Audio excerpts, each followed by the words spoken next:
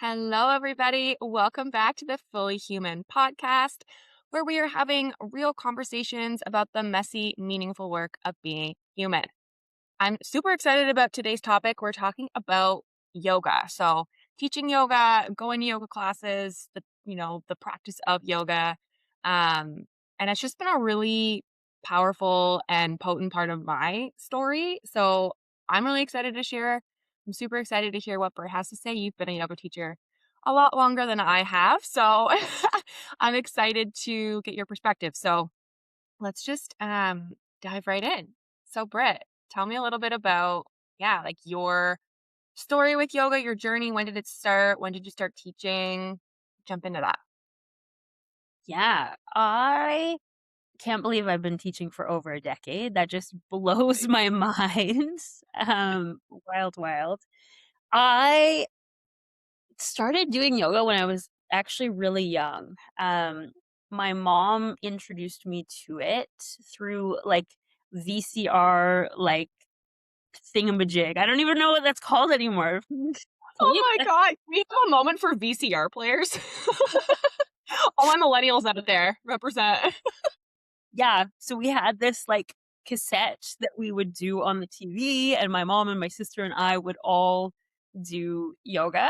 It was a Kundalini class, I do believe, so a lot of, like, pulsing our arms in all these crazy positions, but it was really fun, and that was something that my mom and my sister and I did together a number of times. So that was kind of like in the background of my world. And then I was going through a particularly challenging time in my early 20s, I think. And I was in a relationship and I wasn't happy, but I didn't know I wasn't happy yet. I just knew that like something wasn't right. And as a way to kind of um, take some time for myself, I started going to a yoga studio and I started going to like multiple classes a day. Like I was spending a lot of time there. And and then as things kind of progressed, another yoga studio opened up. Because in at the time, I think this was like the first kind of popular yoga studio. I'm sure there were smaller niche yoga studios, but it was like gaining popularity when I was in my early 20s. And so when the second studio opened, they were looking for people to volunteer to kind of clean the space in exchange for a free membership. And I jumped right on that and started going to a lot more classes, started spending a lot more time at the studio, just started to notice like how that was impacting the way I felt. And then one thing led to another, and the owner was like, "Hey, you should go do this training." And at the time, I was in university, and like the training that I took was a month long. So I had to drop out of university, which I literally did. Wow, that's a Yeah, big event. yeah, dropped out of university, to go do my teacher training and came back and was teaching full time kind of right away. I did go back and finish my degree. I was only like a semester away from finishing. So I did do that eventually. But yeah, so that's kind of wild. Like it happened Yeah. really fast for me. I, yeah, I have questions. And like, that's kind of crazy to me. So I have many questions. So first thing I want to ask you is like, when you first started going to this yoga studio and you were going multiple times a day and then you were volunteering there and you said you kind of started to like notice some things that were happening and shifting, like what were you noticing? What was it about the studio or about the practice that made you want to be there so much? Yeah, I think it was like an opportunity to tune into myself. So prior to this, I have like a dance background, so I spent a lot of time moving my body and connecting in that way. But when I stopped dancing, I didn't really have anything that I replaced that with. So there was this period of time where I felt a little bit more disconnected from my body. Um, and I don't think I really realized at the time, like, the impact that not moving my body so much had on, like, my mental health and just how I was feeling and my ability to tune into myself, right? Like for me, being connected to my body movement is really important to get to know myself, to get to know where I'm at, how I'm feeling, and even like what I want. So getting back to that practice, I was like, oh, okay, this is familiar in one way, but with Mhm. dance, it was very competitive. It was very much about, like, pushing your body to the limits, where yoga was a completely different experience. It wasn't about a goal. It was just about, like, being present with yourself. So, getting that time was just so transformative. Mm. Obviously, because then you decided that you were gonna drop out of school when you were a semester away. So talk me through that decision-making process because, I mean, I don't know, I look at university as very, like, serious thing, and so to drop out to do this teacher training, it must have been, a deep calling that you were feeling. Yeah, it wasn't a hard decision for me at all. I really don't think that was feeling motivated with, university education at that point. Like, it wasn't inspiring to me. It was just something that I was supposed to do because I had graduated high school and this was the next step. And, I enjoyed some of the classes that I took, and I had a few professors that I really enjoyed, but most of it was just like, I got to get through this and get to the Mhm. end. And I didn't really know where that end led to. Like, there wasn't like a next step for me. Yeah, yeah. Um, so this was just an opportunity to, yeah, follow a passion and follow an intuition. It wasn't a big decision to me at all. Wow. I knew that I would go back and do and finish my degree anyway, so it wasn't a What big were you deal. taking in school? Psychology, I have a science degree in psych. Cool. And Yeah. so what was it about, like, yoga teacher training that really spoke to you? Yeah, I mean, I really loved the studio space that I was in. The teachers, the owner, they were all really incredible. So just to be able to, they'd been so helpful on my journey to be able to learn that and then offer that for other people. There was something really special about that for me. And tell me about your teacher training. Where did you go? What was it like? What did you gain from it? Yeah, it was great. I went to LA, so I did my training in LA, which is really funny because you're kind of in, like, this Hollywood movie town learning about yoga, which seems like 2 polar opposites, right? It was really, really weird to be in that space, but it was so much fun. And it was, like, 30 days right in a row, which I loved because you were super immersed in it. You got to meet people from all over the world that were all there for the same kind of reasons. Yeah, it was a really great, fantastic starting point for me for sure. Did you feel like you were prepared to teach after your 30 days? Like you felt like you got everything you needed?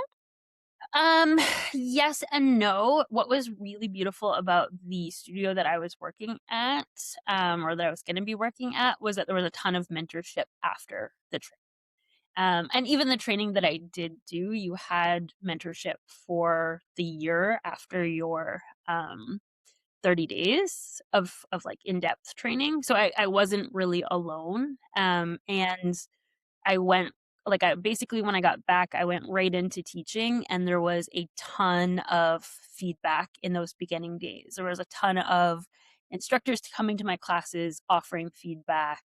It was great. It was really, really great. So I did feel prepared to teach like from the get-go because I had so much support. Ah, awesome.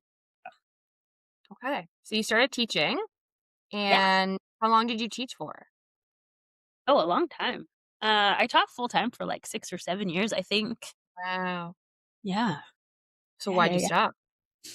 Well, I shifted to teaching, more one-to-one stuff. So it's not that I've stopped, I'm still teaching, I still teach a few classes here and there, but I did shift my perspective quite a lot, and I just got more in depth into some of the work that I like some of the concepts and stuff that were coming up in yoga classes, I just took a deep dive into those, did my yoga therapy training, and started working more one-on-one with people. So still very much teaching. Yeah, yeah. What's yoga therapy? Yeah, I mean, it really depends on who you ask because it's not a universal kind of language yet. But basically, it is applying the principles of yoga in a therapeutic setting. So it's more of like a client practitioner role instead of a teacher student role. There's more of a clinician side to the work, and you're applying some of the principles and concepts of yoga to the body and offering a more I guess an experience that's more geared towards specific targeted healing, instead of just the general healing that can happen in a group setting. Yeah, I want to dive a little bit deeper into that. Like, what would you say is the we'll use the group setting first. What would you say a group yoga setting can really help people with? What's the main benefit that you saw with your students? Yeah, I mean, I think the connection piece for is one of the biggest benefits. I think coming into the studio, meeting folks, getting to know your instructor, getting to know other students, having that community is really, really healing. And, we've talked about it on the podcast before. We're in this kind of loneliness epidemic. We're in this epidemic of a lot of mental health stuff going on, and that connection and community is a huge resource to help support us against those things. So I think that is one of the best things from a group class to me. Um, and I mean, I think we need to move our bodies more than we tend to. So just getting to a space, if you can get there, you have some friends there, it keeps you going. I think that's a huge benefit. Any downsides? I mean, yes. I think that you're okay, there's a couple things here. So I think that um the education that yoga teachers get is limited. They're only taking 200 hours of training, maybe 500 hours of training. You just can't learn everything there is to know about the body in that time frame. So I think a lot of the cues are very generic and don't make a lot of sense. A lot of things get said in a yoga space that I don't think people understand what they're saying. They're saying it because they've been taught to say it, they've heard someone else say it, but they're not actually understanding how the body actually works. So I think that's one kind of downside. With that, I think people aren't necessarily going to a yoga class for the therapeutic benefits. I think sometimes in our society, people are going to yoga classes to work out, maybe to stretch, because I think that's what they need to do to feel better. And so they're not necessarily looking for the therapeutic benefits either. Um, so I'm not saying the downside, I'm just saying that sometimes it's challenging to be someone like me who wants to teach the therapeutic things and try to bring that to a regular class. It hasn't always been received well, to be honest. Yeah. That's changed recently. But there was definitely a time where I was going through like a transition of teaching the way that I taught that was very much just based on what other people had told me to say, to this point where I was like, "Oh, now I'm actually understanding the body. I'm gonna change the way I teach. I understand the nervous system a lot more. I'm gonna change the way I teach." There was like a little bit of a bumpy road there where people were like, this is very different than what I'm used to." Mhm. Yeah. Did you notice that there was a specific, like, group of people who didn't necessarily receive that well? Was it always the people who were there to work out, or did you see that, like, kind of it was across the board where everybody was like, "What are you talking about?" No, no, no, it was really well received by certain people, and then the people who were there for the workout, um, typically people who are a little bit faster going, I think it was annoying for them to slow down and tune in, which now that I know more and more about the nervous system, I'm like, "Oh, of course they hated that, and that's totally okay." Yeah, But well, tell me why. I'm curious because 'cause I'm a person who definitely showed up to yoga 10 years ago looking for a workout. So why would it be that somebody who's, like, there for the heat, there for the sweat, there for the strength, why would they struggle so much with your style of teaching? Yeah, yeah, yeah. Well, because I'm asking them to feel. I'm asking them to notice and to feel. And that's really freaking hard when you're someone who is go, go, go. Like you might actually be trying to avoid feeling and you do that by, pushing through getting the next workout in go, go, go. So that then you can kind of like crash at the end and maybe feel a little bit. But you don't want to feel throughout the whole experience. That's really hard. Why would that be hard? Because I think some, like, uncomfy things come into your awareness. Yeah, yeah, yeah, and I'll just speak to, like, from my experience, I think it's really hard because when you are in that space of go, go, go, I want my workout, I want my sweat, like, that's why I'm here, and then you have a teacher who's like, "We're gonna do 3 poses today, and we're going to sit in them and just breathe," and you're like in your head, you're like, "F you, what is this? I've paid you money, like, this is not what I came here for." And on top of that, it challenges you to kind of go beyond your capacity of what you're capable of feeling without getting overwhelmed. And it's not a conscious experience where you're like, I'm overwhelmed by what I'm feeling. It's more just like you feel agitated and you're like, it's this teacher's fault. Like Yeah, I'm blaming her, right? Because you don't understand really what's going on. And when I first started doing yoga, it was like I similar to you, I had an athletic background and I was, finished my university career as a basketball player and I was looking for a new way to move my body. And this was like 20, gosh, 14, 2015.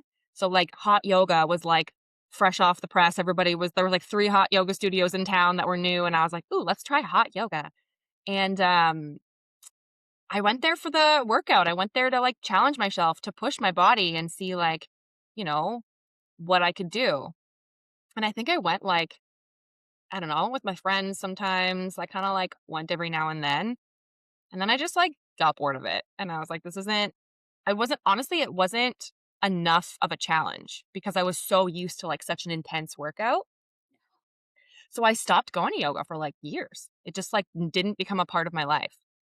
And, it wasn't until, like, I was ready for the next phase of my life where I was looking for, ways to feel better, ways to, change yeah, like, just the overwhelming negativity that I was experiencing inside of me, and also wanting to move my body in a way that felt good and not like I was constantly challenging myself beyond my limits. Um, that's when I really discovered kind of like the true power of yoga. And I feel like our society is so programmed to move for performance. I'm yeah, sure dancers could understand that. Athletes could understand that. Our movements, our performance, it's all about success. It's all about getting the gold medal or winning the game or, winning the competition and getting first place. Like that's the point of it. And it's really, really hard to teach yourself that movement can be something else. It can mm, be for joy. It can be for just like the bliss of being able to move your body, and to be able to feel the things that are happening in your body in a way that's not overwhelming and that can actually bring you more connection and more ease. Um, that's a hard shift to make. yeah, absolutely, and, yeah, even within the walls of a yoga class, like, we learn the poses by the way that we think that they're supposed to look, it's a performance in a sense. Yeah. Yeah, I remember the yoga studio that I ended up really enjoying and kind of going to, similar to you, Britt, multiple times a day. My favorite thing about it was that there were no mirrors in the studio. Mm, It was never about how the pose looked on the outside. It was always about how it felt on the inside, and I really love that. Because I think not that there's anything wrong with a studio having mirrors. I get it. It can be helpful in lots of ways, but I just think it sets you up for getting out of your body and into your mind of how does this look, Yeah. right? And even if there are no mirrors, like I think this is one of the biggest challenges of a group yoga setting is you can so easily just like look up and look around and see how other people are doing something and think that that's how it's supposed to be. And if you're not doing it like that, then there's something wrong with you. You're not good enough. And that mentality of I'm not good enough, I think is one of the like root causes of so much of our, mental health crisis these days. And I think if that's not addressed by the teacher or by the studio, I think a yoga studio can be destructive in a way, Mhm. because it's so easy to compare yourself to all the other bodies in the room who might have a different physiology or a different anatomy than you, who might have different history with their body than you. Like you don't know their story. So it can be challenging in that way, I think. And so I'm curious, Britt, like how do you work around that when you are in a group setting as the teacher? Yeah, yeah. For me, I'm really encouraging people to do things in a way that feels right to them. I'm saying that many, many times throughout the class. I offer different options. So I say, today it might feel good to do this shape like this, or it might feel good to do the shape like this, or you could Mhm. try it like this. Or if none of that feels good, do something completely different. So I'm Yeah. often offering like tons and tons of options so that they know that it's okay for them to go rogue. I actually had someone say that. They're like, sorry, I went rogue in there. And I'm like, no, no, it's okay. I want you to go rogue um, Yeah. within certain, kind of boundaries. Like, I've definitely seen people doing handstands in a yin class, which is supposed to be a very calm class. I'm like, "No, that's not the rogue we're talking about here." You need to kind of respect the space and, like, the boundaries within it. But for the most part, like, if I'm offering something and it isn't what you wanna do, please, by all means, change that up. And I just say that again and again and again, and I really, like, mean that. I really mean do that. So there's an energy where people typically say they feel safe to listen to their body in my spaces because I really do want them to honor what feels best for them. Mhm. Yeah, and I think it really matters, like, what teacher you have, because I've been to a lot of yoga classes, I've had a lot of different yoga teachers, and I've had some incredible yoga teachers, and I've had some yoga teachers that I just don't resonate with, and I'll just put it that way, they're meant for other people, and there's nothing wrong with that, but I think the ones that I really didn't resonate with, they would often offer sequences or postures that my body just wasn't capable of doing. And they didn't give me alternatives. And so I ended up leaving the class feeling like I'm not good enough. Like there's something wrong with me. Even though I know, like my adult self knows that that's not true, and my adult self knows that like my body is built differently and I have injuries from past experiences and like I have to take that into consideration. But when you're surrounded by a group of people who are, you know, from my perspective able to do whatever the teacher is telling them to do, and I'm the only one who's struggling, my performance-based brain is very much like, "I don't like this. This does not feel good." Yeah, of course. And so I feel like that's just something that I hope more and more teachers kind of take into consideration is that, there are lots of different types of bodies in your space, and not only just offering alternatives and offering modifications, but, like, being the example of that, right? So, like, I don't need my yoga teacher to be able to do the standing splits all the time, even if she can. It will be sweet if he or she could, like, offer an alternative and be like, "Today I'm gonna choose this one." You know what I mean? To, like, show all the students that it's okay if you don't get, like, the full end range of whatever posture they're trying to do. There's nothing wrong with that. Doesn't mean that you're not doing a good enough job. It doesn't mean that you're not capable. It just means that today, like, that's not what my body wants, and that's totally fine. Yeah, yeah. And I think for me, one of the things I am really conscious of is the language that I'm using. Like, I'm not going to say modification. I won't say it. I absolutely hate that word because I think it really makes people feel like they can't do the thing. So here's Yeah, the loser version of the thing. exactly. I love that. I like to offer the word variation, or I'll often like in each variation, there are different things that you can be tuning into. Like you might still find strength in some of the modifications or variations, right? So you can kind of play with the way that you're languaging things so that people think of it as a different option, a different variation instead of the this is less than what Mhm. was offered, right? Like there's not a gold standard of like this is the best way to do it. And then if Yeah. you can't do that, you can do this. And if you can't do that, you can do this. It's like, no, these are 3 different options that all have benefits. Choose which one is right for you in this moment. I love that. I think even, like, on the internet, you'll often see, like, reels or shorts or whatever that yoga teachers are like, "Here's the, like, advanced, intermediate, and beginner version," and I'm like, But but no, like, that makes me feel like I'm not good enough to be advanced when, like, my body just, like, doesn't do that, you know? Like, Yeah. I'm a very tall person, and I am mostly legs, so, like, the balance of my body is different. So, like, a lot of yoga postures just don't work for my anatomy, like, that's just the way that I'm built.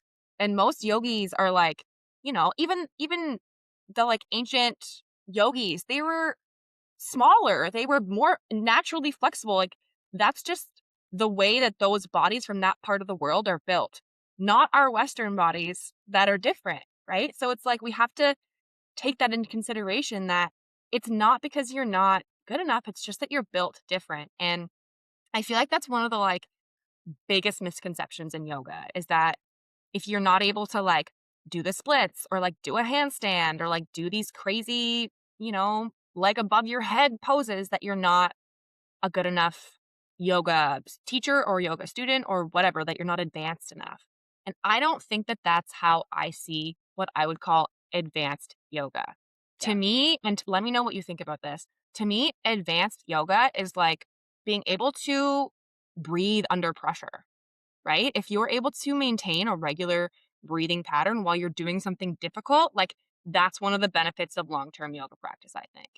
I think another benefit would be, or another like sign of, again, I don't like the term, but advanced yoga is like being able to be okay with mistakes, like falling out of postures or being imperfect in whatever you're doing in your practice, like just letting it be what it's gonna be, like, not letting your ego get in the way, saying you're not doing a good enough job, like, to me, that's another benefit of a long-term yoga practice.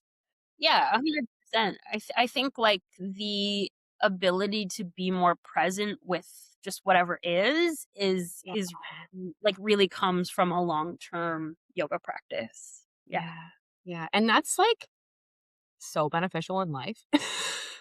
Yeah. Like, that's one of the skills that I think you take off the mat so much more than you even realize. Like, the capacity to, like I said, like, stay within that regulated breathing pattern when you're under stress, you can literally take that to any stressful situation that you're experiencing in life. And it's the same thing with what you said, Britt, like being able to just like let yourself be where you're at that day, right? You can also take that and apply that to your everyday life. And so I think that's one of the reasons why when people ask me, like, what would you suggest for you know, feeling better or finding more awareness or, tapping into myself more, if they want to go on this journey, I'm like, listen, to each your own, you have to find your own path. But yoga has been my best path forward for all of these reasons. I just think it's so easy to take the things that you learn on the mat off the mat. Yeah, absolutely, and I think that as you dive a little bit deeper into the more therapeutic side of yoga, that gets heightened like 10 times over. I think when you really get nitty-gritty about, like, how your body's moving, how it's designed to move, how you're executing a pose, where your compensation patterns are, I think you take that awareness to this whole new level where you're like, "Wow, I didn't even know I was capable of feeling this much or tuning in this much," and I think that also translates off the mat in this really incredible way where it helps you kinda get out of your own way, it kinda helps you see your cycles and patterns of anxiety, of tension, and how they're playing out in your world, and helps you to start to shift the dial there. Like, that has been super transformative for me personally. Yeah. Tell me a little bit more about like that journey. What was it? What changed in your yoga practice for Uh, it to become more like therapeutic, to use your term? yeah, literally everything. I had to start again. I had to relearn how to do absolutely every single thing. Give me some examples. Yeah, yeah. So when I first got into the more therapeutic side of things, I'm a really like body based learner. Like I really need to feel things in my own body to understand them. And it really helps me to be a better teacher when I can feel them the way that I feel them in my body. I can just explain things better once I've experienced it. So I had to basically start my whole practice over again. So I was learning how to move my joints the way that they're supposed to move, which when you start this work, you're shocked at how small of range of motion you have and like how yeah, like how many compensation patterns are kicking in, right? I will speak to that 100%. I remember the first time that you and I had a session together where it was one on one and we were talking about this stuff. And it was literally like, here's how you can hinge at your hips. And I was like, wait, I need to relearn how to hinge at my hips. Like, what the hell? And then I was like, oh my God, I've been doing it wrong for so long. Like it's, and you would have me do these like tiny, tiny, tiny little ranges of motion. And I would get so frustrated because I'm like, I'm not doing enough. And you're like, "You're doing more than enough." And I'm like, "No, I'm not." Like, it was it took me so long. Yeah, and then her pain So cleared up for the first time in her life. I know, I know. Anyway, sorry to interrupt. Keep going. No, but it's so true, like, I had that experience too of, like, I had to relearn how to move from the different parts of my body, and so my practice looked like nothing, like, I couldn't do anything, so I was lucky I was in a space where I felt really comfortable to do my own thing within the confines of a group class, so it became a really great practice, space for me, but I would go to class, and I literally did nothing. I stood, like, all I could do was, like, a standing mountain pose and focus on my breath. And then after a while, I would be able to like do this little mini tree pose where I was just rotating my leg bone out like this tiny little amount. Couldn't bring my arms up because I compensated all through my rib cage when I brought my arms out. So literally, my practice looked like standing and laying and standing for a while. And it took me like months and months and months and months of practice to have any like semblance of normality. Now I took this like more extreme I think than you need to because I was learning and I really wanted to understand how my body moves. I don't think that everyone needs to do that to rebuild their practice. I think you can add in little bits of the work that I do of really understanding your compensation pattern and still get a really great result. But for me as someone who was going to be teaching this work as someone who's just very body based learner, like I had to take this to the extreme. It was for my own learning. And that completely shifted literally everything. How I move, how I practice, how I feel, everything changed for me. Yeah, and then you brought it to other people, like me, and that's how you and I really ended up meeting, which is kind of crazy. Yeah. Um, so I remember I showed up to you as somebody who had practiced yoga for a while, um, had been an athlete my whole life, but was also experiencing, chronic pain and like had had it for years and just kind of like thought that that was a part of my life now. And I remember, as I said, like, you just made everything so small. Like, every little tiny change that we did was so much smaller than I was used to working, and it was really difficult at first, and that was, like, what, 5 years ago? Like, that was a long time ago, and I'm still in that journey of still paying attention to my compensation patterns, still looking at how my joints are moving, slowing things down, slowing the movements down to the point where they're uncomfortably slow. And I've taken that and applied it to my own teaching, which is really cool. But Well, I just want people to understand, like, it's kind of like you've been moving one way for your whole life. And so the process of learning to move a different way, move in a way that is the way that your body is designed to move, that it's a journey. Like, it takes time, and it takes really slowing down your movements, and it takes really paying attention to your movements, and it's not always a very comfortable process. And I think if you're choosing to go down that path, if that's something that feels like it's something you wanna do, I think going to a yoga class can become really difficult. Like, I stopped going to yoga classes after I started working with you. yeah, Because I was like, the teachers aren't cueing what I need, and I don't feel comfortable enough in my own body to be the one person in the room doing something completely different.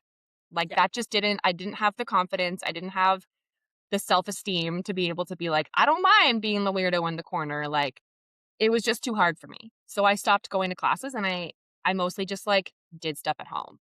Um, and then eventually, probably, like, years later, I felt, like, comfortable enough to go to a class to be able to move through some of the basic postures, knowing the right way to move for my body and being able to, tune into my specific joint patterns, but, I also had more confidence to be able to, like, not blend in with the group because I think that's just human nature, right? Like, we want to be yeah, we wanna be in line with what everybody else is doing, and we don't necessarily always want to stand out. And that's where I think yoga can be a really vulnerable thing, like, your relationship with your body is front and center. And so,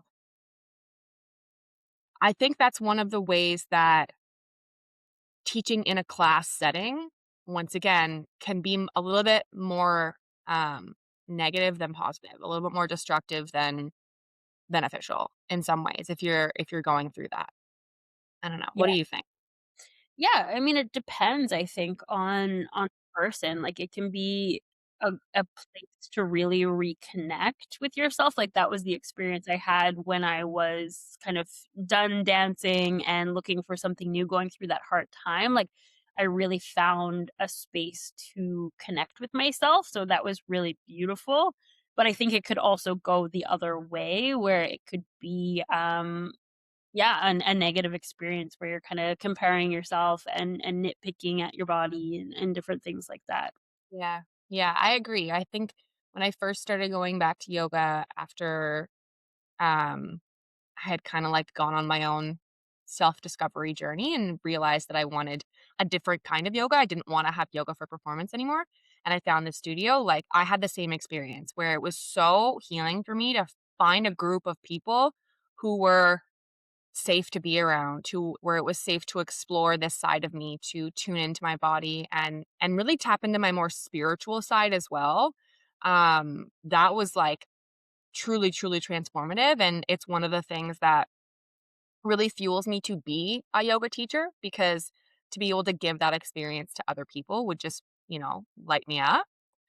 And so I think it's just one of those fine lines where you have to know yourself well enough to be like, am I able to go to this class for the experience of connection, for the experience of tuning into myself and, having that more spiritual experience? Or am I going because I want my body to look a certain way? I want to achieve certain, physical goals. Like, in that case, I think you just need to at least be at a place where you're okay with looking different than other people. Yeah, yeah, yeah. What has your journey with teaching been like so far? Like, where are you at on that journey? Oh. Good question. Um, it's tough for me, I'm not gonna lie, because I love teaching. When I teach, every time I finish teaching a class, I'm like, "Oh my god, I friggin' love this."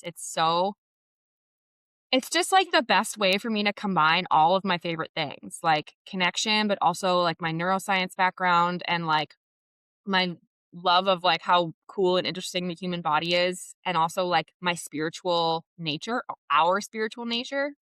And also I just really love leading. Like I love being the person who can help other people have these experiences that I've had the the gift of having, right? So it really does like fuel my soul.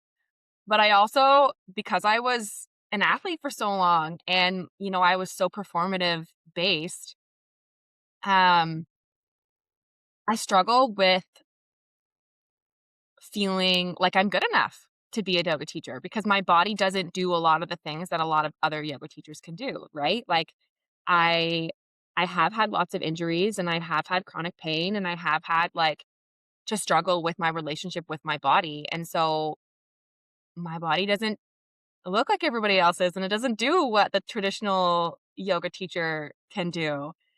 And so I get in my own head around, well, if you can't, do those things, then like who are you to like stand up in front of a room and guide other people? And even though there are parts of my brain that say, that that's silly, and of course you can and you should if you want to, and you feel like you've, educated yourself enough. But yeah, I still struggle. So where I live, there's not a yoga studio for me to like just go work at. And so if I want to teach classes, like I have to be the one to find the space, to book the time, to market myself, to get people in the room. And I just really struggle to have the confidence to, like, do that. Yeah, So, sense. I've taught, like, my friends and family, and I've enjoyed every minute of it, but I don't feel like I have the confidence in not my knowledge or my ability to communicate, but in my, like, body's physical ability to perform. Like, that's the part that um, really holds me back. Interesting. I find that Yeah. interesting because earlier you said that you like when you go to a class and the teacher doesn't do everything. So it's interesting that that still trips you up a little bit. I know, right? And I think that's why I like those teachers because I'm like, "Oh, they make me feel like I can also do that." Right?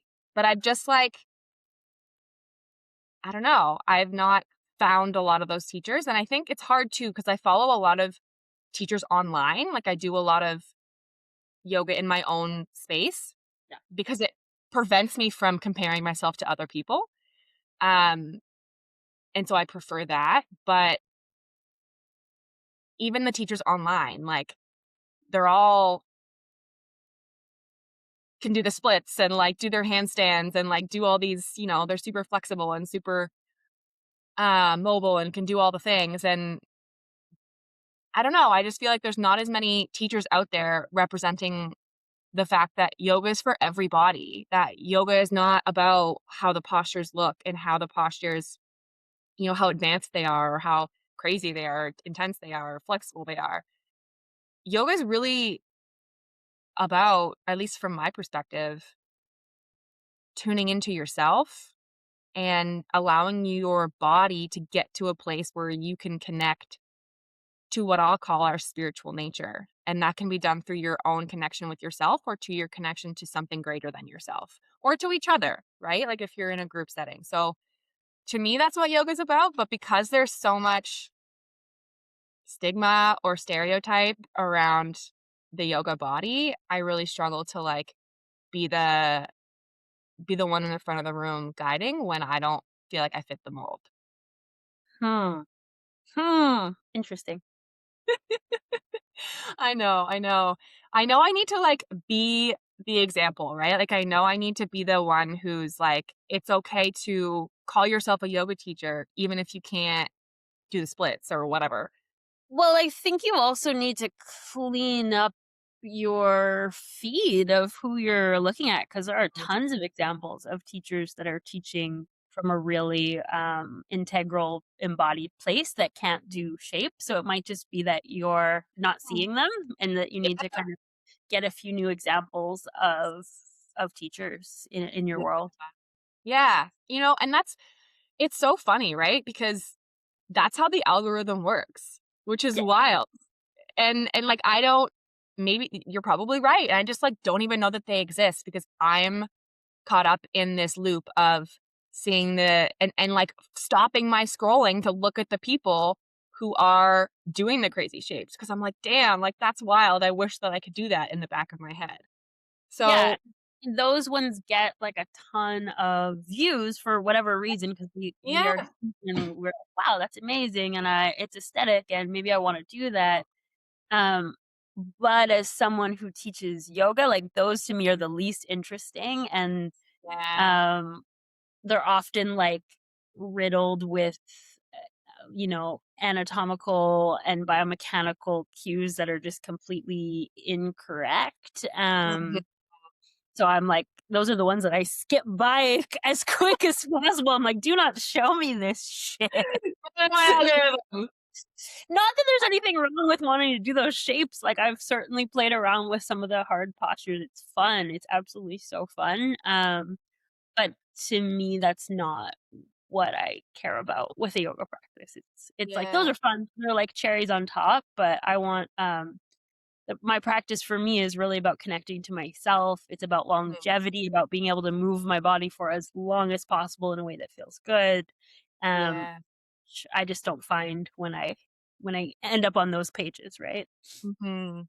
Yeah, you're right, for sure. And, I also think it just reflects, like I said before, the relationship with my own body, Like, having spent the first 20 years of my life being a performance-based person, it's been a journey for me to, like, change the relationship I have with my body, and yoga's been a huge part of it, both the good and the bad, right? Because all the times where I've gone to a class or done a class online where I end up leaving, like, disappointed that I wasn't able to do whatever, those are just moments for me to be like, "Here we are again," like, Right. focusing on the performance, like, it's all part of the journey. Um, I just know that I'm still on the journey, and I know that that's what stops me from putting myself out there as a teacher, and really, like, standing in my own power with that or in that setting, but I'm also human, and so I'm trying to be compassionate with myself and give myself, the time and space to go through that relationship shift at my own pace, Yeah. and not make myself feel bad about it.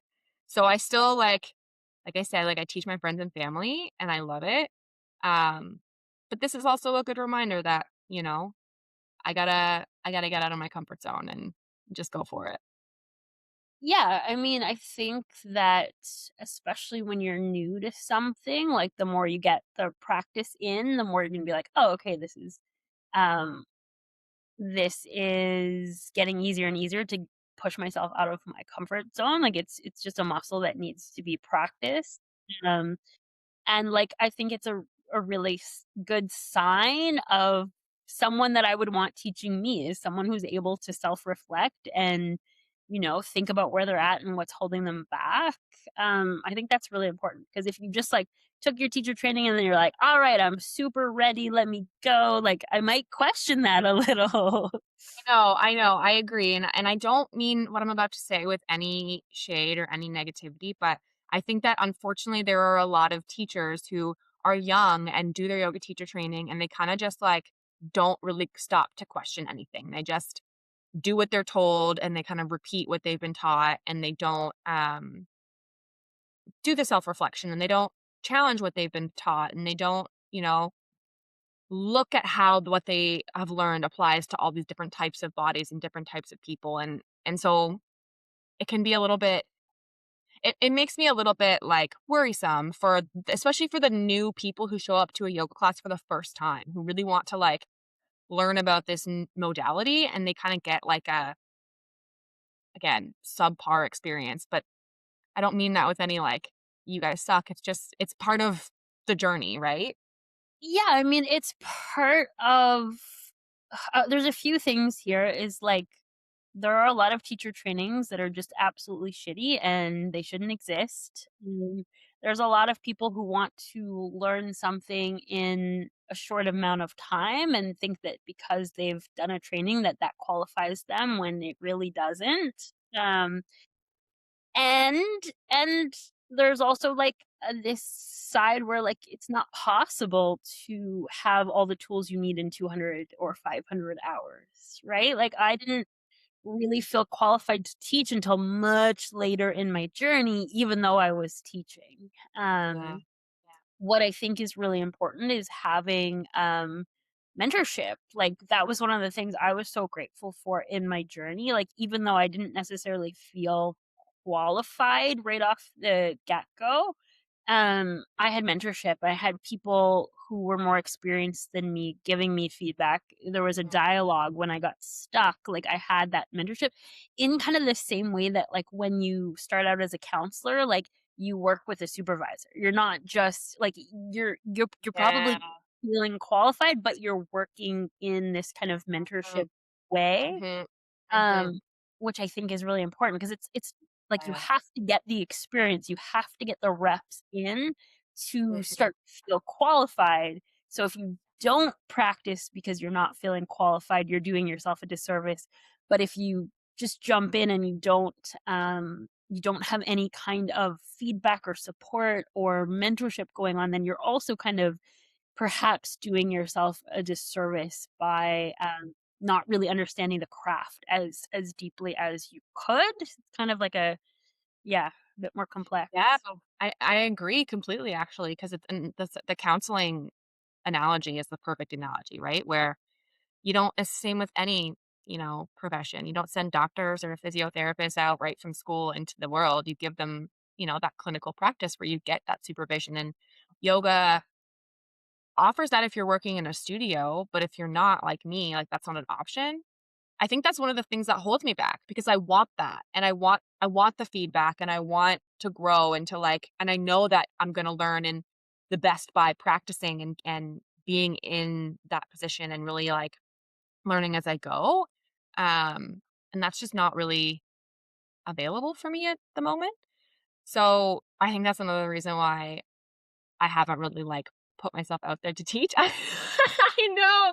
I didn't think Free to about that before. record your Feel free to record your classes and send them my way. I'll give you feedback. Okay, will do. I will, I will. But yeah, I guess I wanna ask, like, in all your with all your years of experience and all the different learnings that you have, because I know you've done a lot of education. For somebody who is new to yoga, somebody who's like, just starting out on this journey and, yoga is calling my name and it's something that I really wanna explore, but I'm, all as per all the things we've said in this conversation, I'm not sure how to start so that I don't get caught up in that loop of comparison and performance and all this sort like, what would be your advice to those people? Oh, man. Yeah, it's twofold because there's 2 ways that I think about this in my mind. One is, like, you've just gotta get moving, and, Mhm. like, maybe that's an online practice that you do within your house so you can get comfortable.